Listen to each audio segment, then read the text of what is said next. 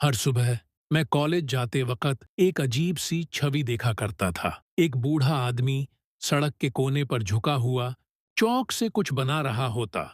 उसके पास कोई दुकान, न कोई ठेला, न पैसों की कोई मांग। बस एक छोटी सी लकड़ी की डिब्बी जिसमें दो तीन चौक और एक पुराना रुमाल रखा होता। कपड़े हमेशा मैले, जूते घिसे हुए, दाढ़ी सफेद और बालों में धूल मिट्टी। लोग उसे देखकर हंसते, कहते पागल है ये, सड़क पर कुछ भी बनाता रहता है। लेकिन मैं हर दिन 2 मिनट रुकता और उसे देखता। उसकी कला कमाल की होती थी। कभी महात्मा गांधी, कभी मदर टेरेसा, कभी एक छोटी सी लड़की जो चौक से स्कूल की ओर होती, और कभी एक अनजानी माँ की मुस्कान वो उकेर देता।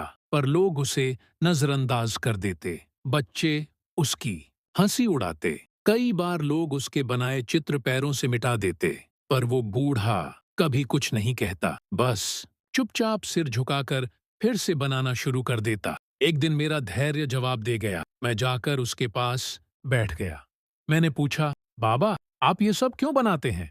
जब लोग मिटा देते हैं तो आपको गुस्सा नहीं आता? उसने सिर्फ इतना कहा, बेटा, लोग तो हर अच्छी चीज को मिट्टी में मिला देते हैं, पर मैं तो बनाने के लिए जिंदा हूं। उसकी आंखों में एक अजीब सी चमक थी, जैसे उसके भीतर कोई छुपा हुआ ज्वालामुखी हो जो कभी फूट पड़ा तो पूरी दुनिया हिल जाए। मैं उस दिन उसके पास बैठा रहा। उसने बताया, उसका नाम अमर जोशी है। एक समय था जब वो मुंबई के एक बड़े कॉलेज में आर्ट प्रोफेसर था। उसके छात्र नेशनल अवार्ड जीतते थे और उसने खुद पेरिस तक में अपनी कला की प्रदर्शनी लगाई थी। मुझे यकीन नहीं हो रहा था। एक भिखारी जैसा दिखने वाला इंसान, इतना बड़ा कलाकार। उसने बताया, एक दिन उसकी जिंदगी पलट गई। उसकी पत्नी और बेटी एक सड़क दुर्घटना में मारी गईं।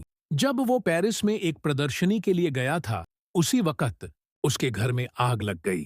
वो समय जब दुनिया उसे सफलता का ताज पहना रही थी, उसी वक्त उसकी पूरी दुनिया राख हो गई थी।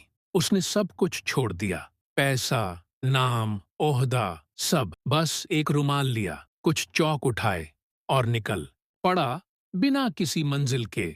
मैं अब सिर्फ यादें बनाता हूँ जिन्हें बारिश आकर मिटा देती है। शायद मैं किसी की यादों में जिंदा रह जाऊं। मुझे समझ नहीं आया कि मैं क्या कहूं। वो बस बना रहा था, बिना किसी दर्शक के, बिना तालियों के, बिना लाइक्स और कमेंट्स के। लेकिन उसके चौक की लकीरों में जान थी। एक दिन जब मैं कॉलेज जा रहा था, देखा कि सड़क खाली थी। अमर बाबा वहां नहीं थे। थोड़ा अजीब सा लगा। अगले दिन भी नहीं। तीसरे दिन मैंने आसपास के दुकानदारों से पूछा। एक चाय वाले ने बताया, भैया, उस दिन एक टेम्पो ने उन्हें टक्कर मार दी। लोग अस्पताल ले गए थे, पर उनके पास कोई पहचान पत्र नहीं था, कोई जानने वाला भी नहीं। मैं अस्पताल गया। आईसीयू में एक कमजोर, टूटा हुआ इंसान पड़ा था, लेकिन उसके हाथ फिर भी हवा में चल रहे थे, चौक से कुछ बनाते हुए। मैं फूट फूट कर रो पड़ा। डॉक्टर ने कहा, ये कलाकार सदमे में हैं। उनके मस्तिष्क का एक हिस्सा क्षतिग्रस्त हो गया है। शायद इनकी यादें हमेशा के लिए चली गई हैं। मैंने उसका स्केच बुक उठाया, जिसमें उसने चौक से बनाए कुछ रफ आउटलाइन चिपकाए थे। एक में उसकी बेटी थी, एक छोटी बच्ची स्कूल यूनिफॉर्म में, हाथ में चौक लिए से लौट आया। उसने जहां अपने चित्र बनाए थे, वहां एक बोर्ड लगवाया, चौक बाबा की आर्ट गैलरी। पहले लोग हंसे, फिर धीरे धीरे रुकने लगे, फोटो लेने लगे।